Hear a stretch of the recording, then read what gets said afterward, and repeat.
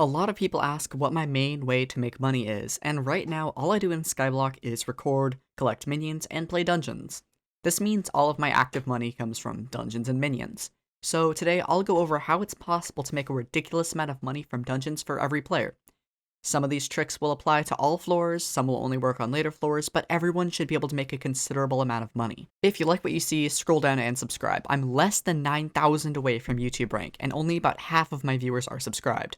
I'll be honest, there's no way to convince you to subscribe. Every YouTuber tries, and it's honestly just up to you.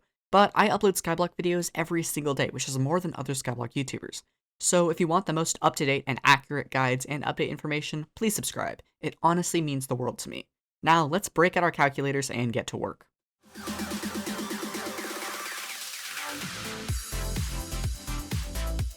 You have probably seen streamers and YouTubers have this panel on the right side of their chest at the end of dungeon runs.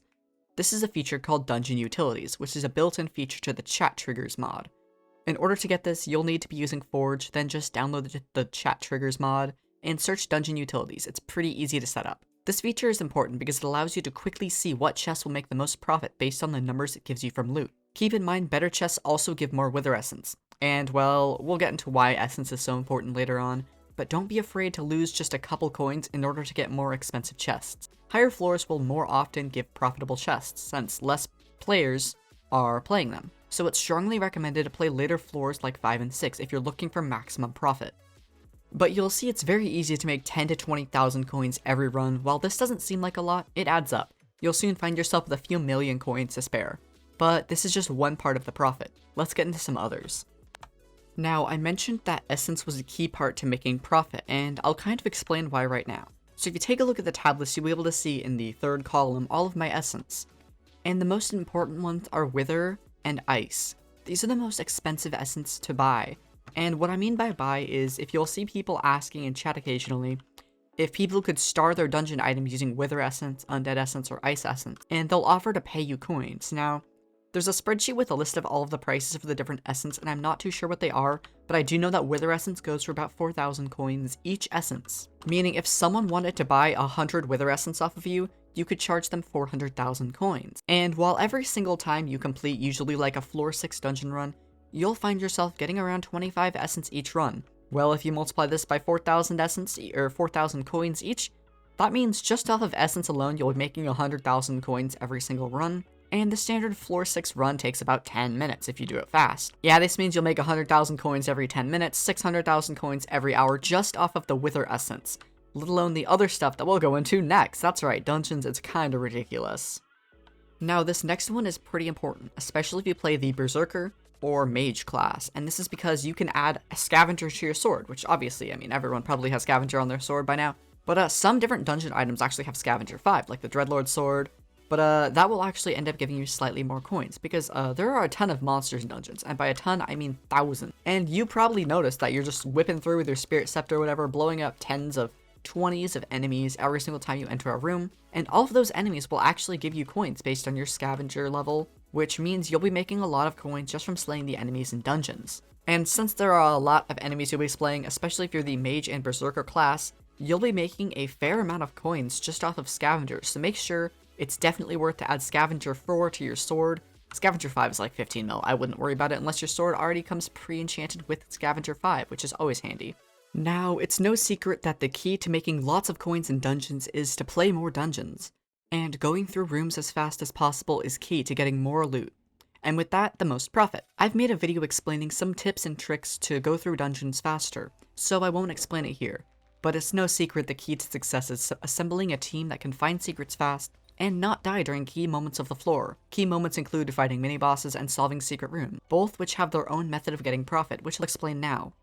There are 4 kinds of mini-bosses, 2 of which make decent money, and 1 has a chance to make a fortune. The first being Lost Adventurers. These are commonly found through all floors of the catacombs. Upon defeating them, they drop several dragon fragments based on the kind of dragon they were. Finding one of these is a free 10 to 20,000 coins. And if you're lucky, you can find a superior dragon, and make upwards of 300,000 coins if it drops both fragments. Lost Adventurers can be spawned in both brown and yellow rooms, so if you want to make bank, rush the blood room and try to defeat them all first. The rarest mini-boss is the Frozen Adventurer.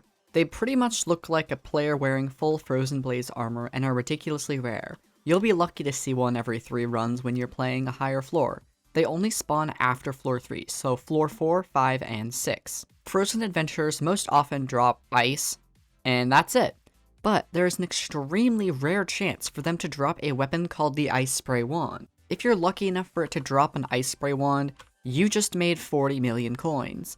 And if you're really lucky and it drops an epic Ice Spray Wand, well, you made almost 90 million coins.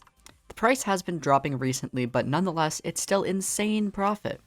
So I would recommend, if you're running the later floors, try and be the guy that rushes to Bloodroom, and if you ever see a Frozen Adventurer, smite it with everything you have in your power. Use your golden spoon, use your flower, and that's about it. We don't really know the chance of it dropping it. It's just really rare. Personally, I haven't ever seen someone drop one, so they're probably pretty rare, but nonetheless something you should always look out for.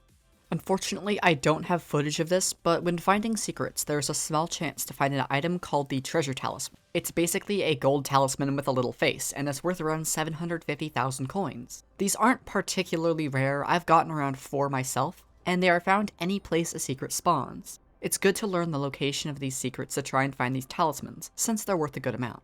In addition to treasure talismans, you can also find healing potions worth a bit over 20,000 coins each. And these are pretty common. Expect 1 to 2 of these every single run. Sell them straight to the NPC for some quick cash. And the last one is for those of you who have a pretty high catacombs level and can consistently beat floors by yourself. You can offer to carry other people to floor completion for a small fee. I wouldn't recommend charging too much because the people who are charging 1 million coins for a floor 6 completion, if you're willing to pay 1 million coins for a floor 6 completion, you can probably afford the gear to beat floor 6. So I'd recommend charging maybe 100 or 200,000 coins to help someone complete the floor. This is because you can't use some of the gear until you complete floors. For example, the Livid Dagger sword. You can't use this sword until you beat floor 5.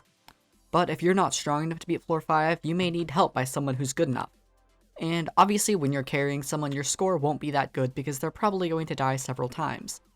But nonetheless, you can offer to carry them through the floor and help them beat it for a small price. I've seen a lot of people do this, and I mean, I think they charge a ridiculous amount, but I mean, whatever people are willing to pay, I guess. So if you made it to the end of this video, there's your little secret. You can charge people to run through floors with you and carry them to victory.